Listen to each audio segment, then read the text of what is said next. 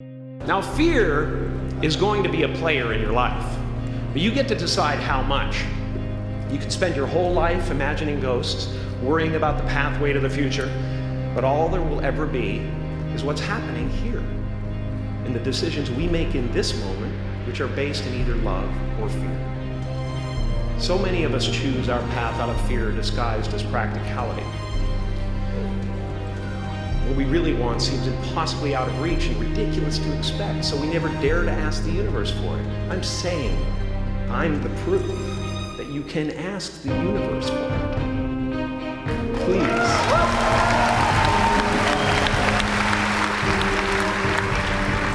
I am at the top of the mountain, and I was, the only one I hadn't freed was myself, and that's when my search for identity deepened. I wondered who I'd be without my fame.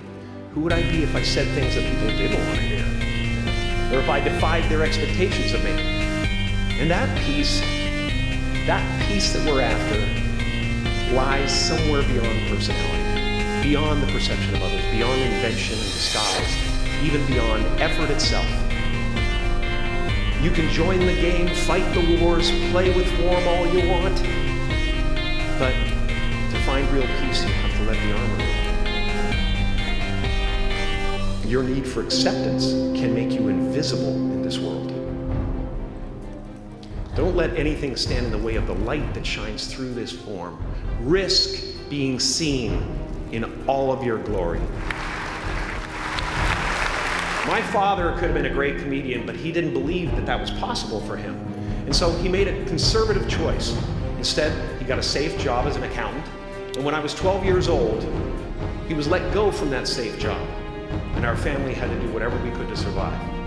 I learned many great lessons from my father, not the least of which was that you can fail at what you don't want. So you might as well take a chance on doing what you love.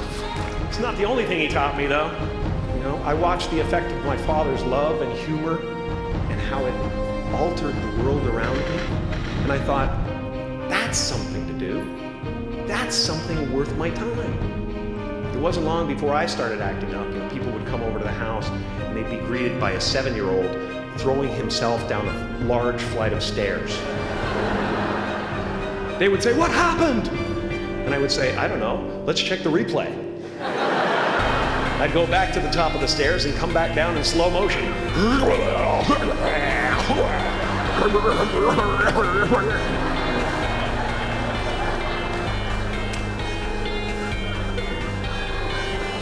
It was a very strange household.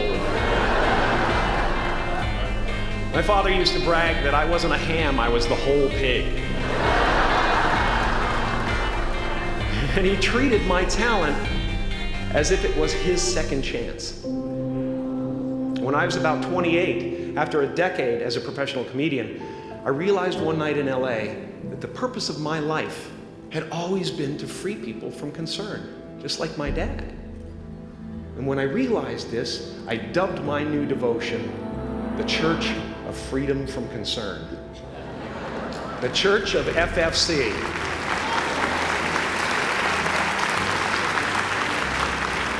And I dedicated myself to that ministry. What's yours? How will you serve the world? What do they need that your talent can provide? That's all you have to figure out. As someone who's done what you're about to go and do, I can tell you from experience, the effect you have on others is the most valuable currency there is. Because everything you gain in life will rot and fall apart, and all that will be left of you is what was in your heart. I've often said that I wished people could realize all their dreams and wealth and fame, and so that they could see that it's not where you're going to find your sense of completion.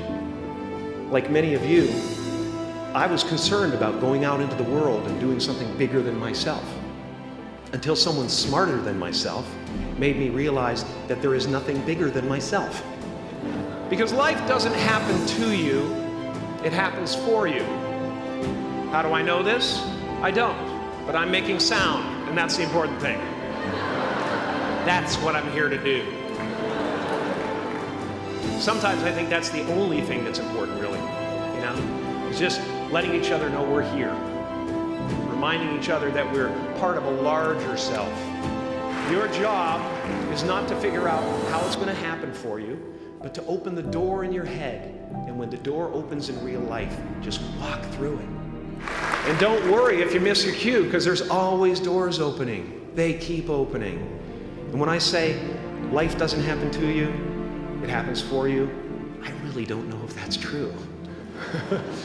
I'm just making a conscious choice to perceive challenges as something beneficial so that I can deal with them in the most productive way. You'll come up with your own style. That's part of the fun. Oh, and why not take a chance on faith as well? Not religion, but faith. Not hope, but faith.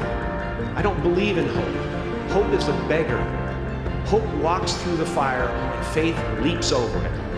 My choosing to free people from concern got me to the top of a mountain. Look where I am. Look what I get to do. Everywhere I go. I'm going to get emotional because when I tap into this, it really is extraordinary to me. I did something that made people present their best selves to me wherever I go. I used to believe that who I was ended at the edge of my skin.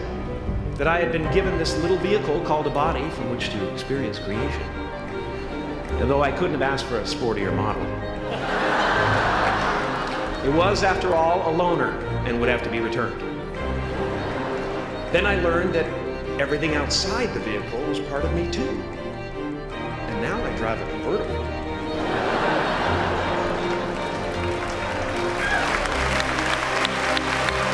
Yeah, man. Top down, wind of my hair. Woo! I am elated and truly excited to be present and fully connected to you at this important moment in your journey. I hope you're ready to open the roof and take it all in. You are the vanguard of knowledge and consciousness, a new wave in a vast ocean of possibilities. On the other side of that door, there's a world starving for new ideas, new leadership. I've been out there for 30 years. She's a wildcat. Oh, she'll rub up against your leg and purr until you pick her up and start petting her, and then out of nowhere, she'll swat you in the face. It can be rough out there, but that's okay, because there's soft serve ice cream with sprinkles. I guess that's what I'm really trying to say here today. Sometimes it's okay to eat your feelings. My soul is not contained within the limits of my body. My body is contained within the limitlessness of my soul. Now I'm always at the beginning. I have a reset button, and I ride that button constantly. Once that button is functioning in your life, there's no story that the mind can create that will be as compelling. The imagination is always manufacturing scenarios, both good and bad, and the ego tries to keep you trapped in the multiplex of the mind.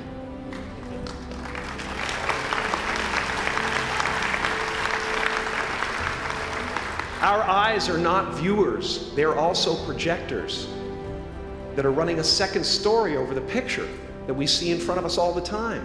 Fear is writing that script, and the working title is, I'll Never Be Enough. I had a substitute teacher from Ireland in the 2nd grade that told my class during morning prayer that when she wants something, anything at all, she prays for it and promises something in return, and she always gets what she wants. Well, I'm sitting at the back of the classroom, thinking, wow, my family can't afford a bike, So I went home and I prayed for her. And I promised I would recite the rosary every night in exchange. Broke that promise. But 2 weeks later, I got home from school to find a brand new Mustang bike with a banana seat and Easy Rider handlebars. Yeah. From fool to cool. My family informed me that I had won the bike in a raffle that a friend of mine had entered my name in without my knowledge whatsoever. So that type of thing has been happening to me ever since. And as far as I can tell, it's just about letting the universe know what you want and working toward it while letting go of how it comes to pass.